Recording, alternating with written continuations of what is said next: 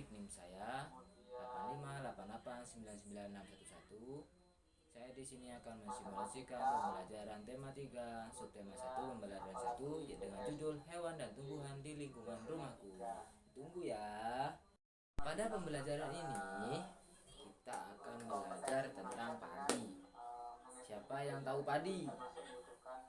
Ya, benar, padi yang ditanam di sawah. Oke, sebagian besar masyarakat Indonesia mengkonsumsi nasi sebagai makanan pokok. Apakah kalian tahu? Nasi berasal dari beras dan beras berasal dari nasi?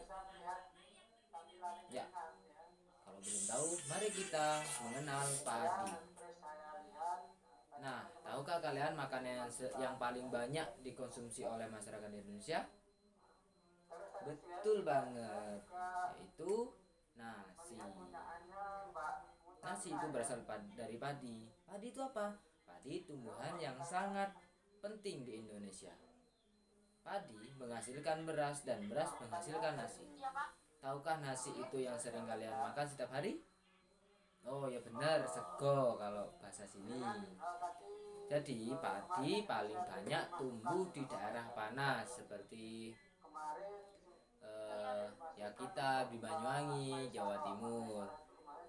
Dan daerah mana saja Pak yang memproduksi padi paling banyak? Ya daerah mana saja yang memproduksi paling banyak itu yaitu 1. Jawa Timur, 2. Jawa Barat, 3. Jawa Tengah, 4.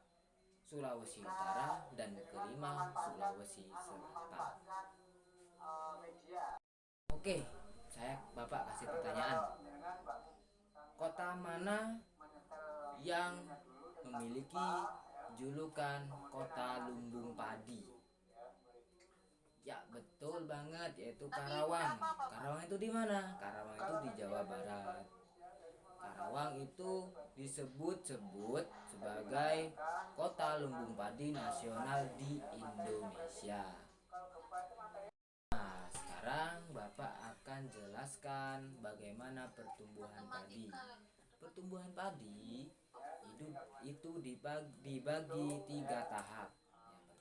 Yaitu pembenihan atau pembibitan. Benih atau apa ya namanya, kecambahnya itu ditaruh di karung lalu direndam di air yang mengalir selama 1 malam.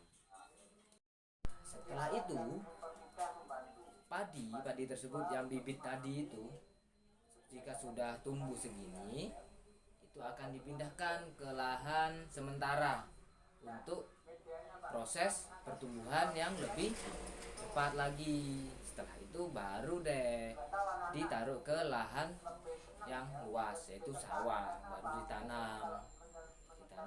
Bagaimana cara merawat padi? Ya, kalau merawat padi itu sebenarnya susah-susah gampang sih. Yaitu dengan cara kita harus sering mengecek air yang mengalir ke sawah kita.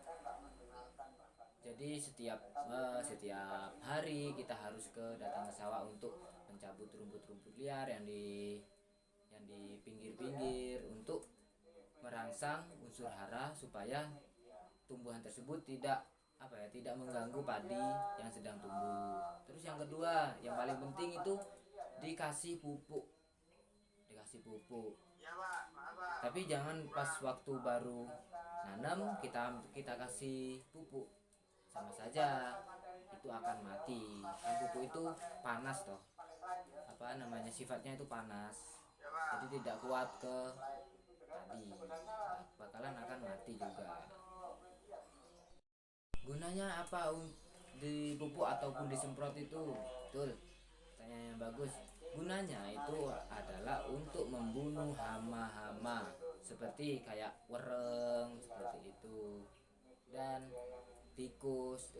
Paling banyak sih kalau di daerah Jawa ini petani-petani di Indonesia itu mengeluh karena ada hama tikus. Sampai detik ini pun kita tidak bisa membunuh hama tikus itu. Pasti jika dibunuh satu akan tumbuh lagi.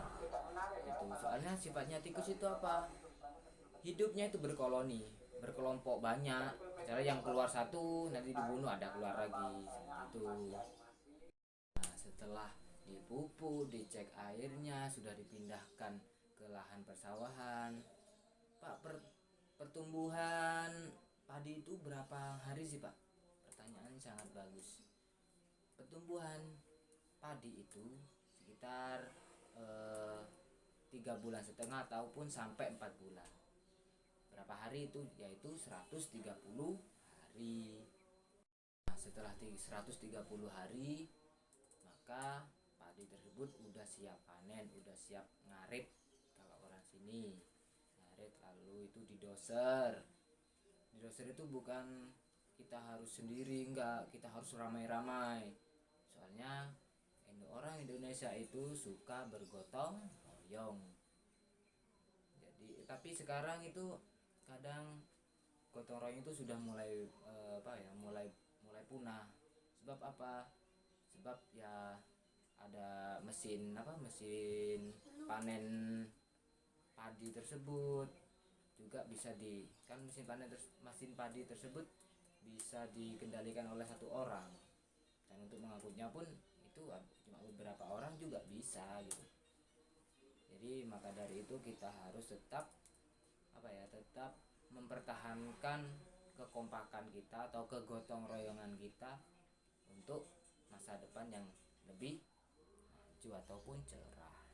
Setelah dipanen sudah dipisahkan antara sekam dan isinya itu yang putih-putih itu loh, yang sering kita makan. Nah itu isinya yang sering kita makan. Pak, ada kegunaan lain nggak dari sekamnya itu? Masa dibuang begitu saja? Ada kegunaannya.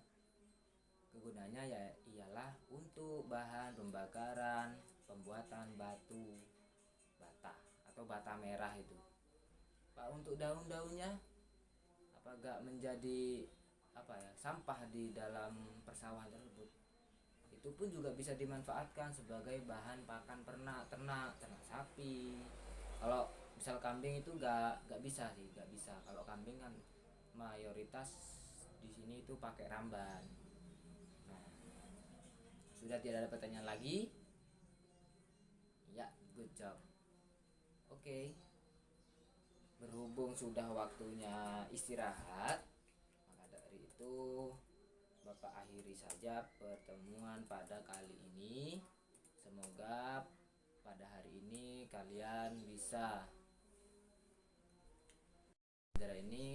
kita bisa menambah wawasan tentang kehidupan kita di lingkungan. Seperti tadi kita Bapak jelaskan tentang padi. Mungkin dari sekian banyak anak belum tahu proses padi itu seperti apa. Oke, saya akhiri. And the last I say, Assalamualaikum warahmatullahi wabarakatuh. Bye bye.